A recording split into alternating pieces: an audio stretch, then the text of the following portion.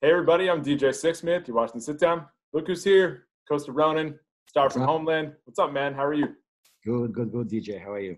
I'm doing great. I gotta tell you, Homeland is one of my favorite shows on TV, and your character has been on a fascinating journey. So, what's it been like being a part of this whole experience?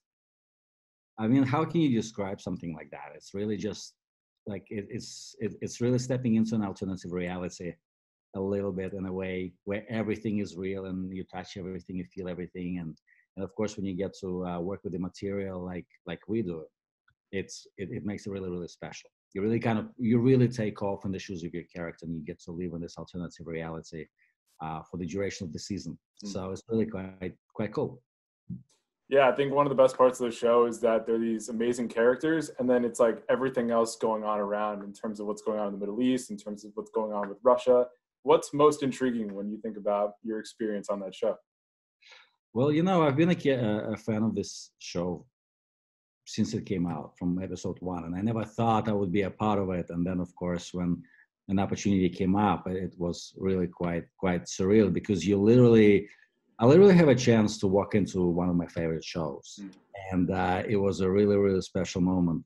The show did get to travel around the world quite a bit, and I've only been a part of it for the last 2 years. But even then, we shot in Virginia and in Hungary and Morocco and LA. So um, all we can do as actors, is just really create wholesome people, wholesome characters, and then let them kind of play in the reality created by the writers and the directors, and kind of hopefully help them realize their vision. So I guess that's why we're there. Hmm.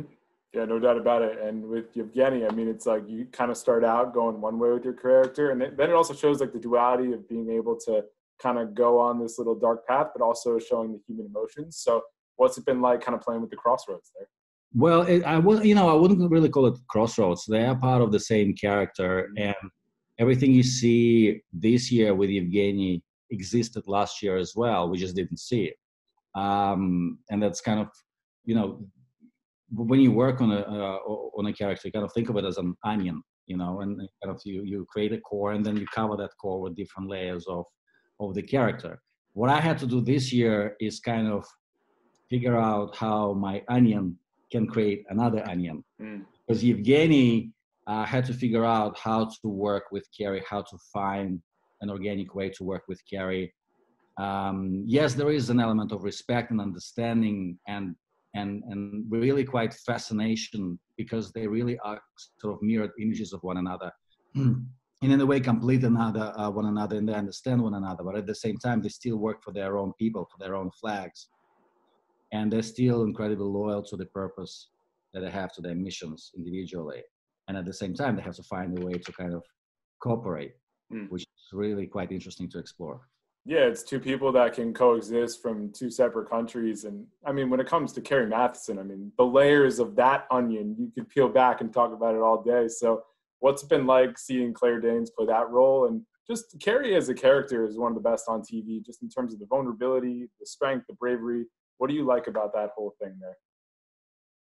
I mean, what I like about Claire creating that character is really quite remarkable. Like I said Mm. before, I've been watching the show since the beginning.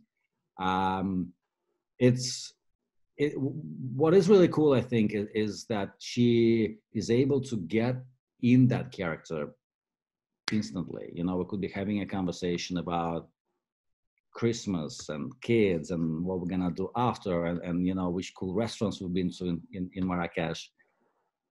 And then literally when they call action, it's on. You can see that in the eyes, you can see that energy change. And she is an absolutely remarkable artist. And it was a gift to work with somebody like her and somebody like Mandy. That's awesome. So, I was reading up on your story. Born in Russia, like you spent a ton of time in New Zealand, right? Yeah, 5 years. So, who do you identify with more? Is it the Russian blood or the New Zealand blood? Because a lot of these roles have, kind of popped up in the whole Russian world. Russian, absolutely. I am Russian. Mm-hmm. I was born and grew up in Russia. My heritage is Russian. The fact that I got a chance to travel around the world gave me this insight into people's psychology.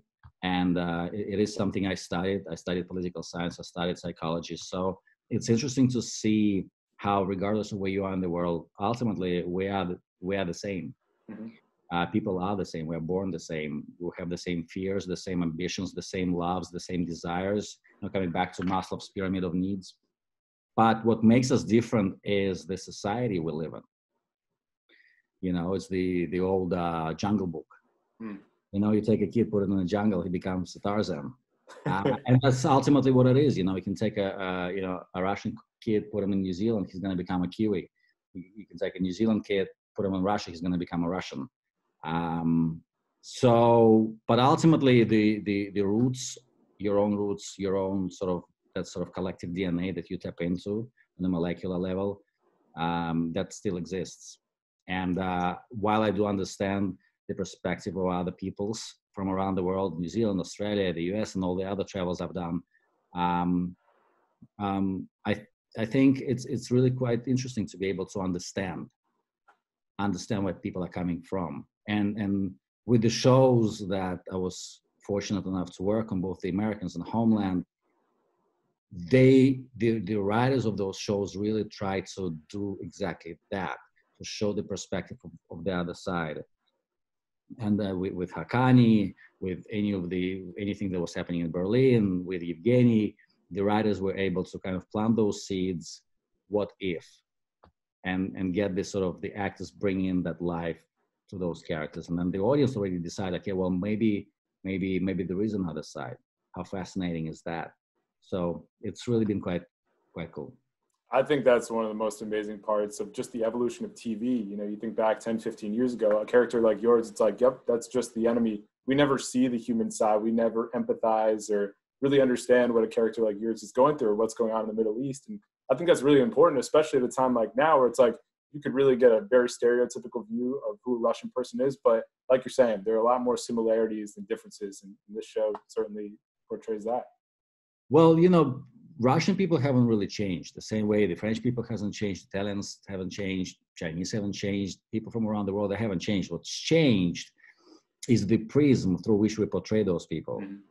And I don't want to say in Hollywood, I'm talking about the world cinema. There's kind of, it's no news that, there's been stereotypes for years. And we kind of tapped into those stereotypes. Some shows continue to tap into those stereotypes. Some films continue to tap into those stereotypes. And it's really quite boring and uninteresting. And the audience has become a lot smarter and a lot more switched on to what really is happening, what people are really like. And part of it has got to do with information exchange. Part of it has got to do with things like this, where you and I are sitting around different parts of the country or the city or the world and have a conversation. So it's not as easy. And I think also from after the Americans, the industry has changed. We were able to let the creative teams and the writers and directors and actors, let them believe that it's okay to have a foreign actor, not just a token, diversity actor on set, but actually drive the story and be the hero of the story and have his own show, have his own storyline. After the Americans gave birth to Narcos, which was, completely in Spanish. It gave birth to things like Unorthodox, which is completely in Yiddish, or mostly.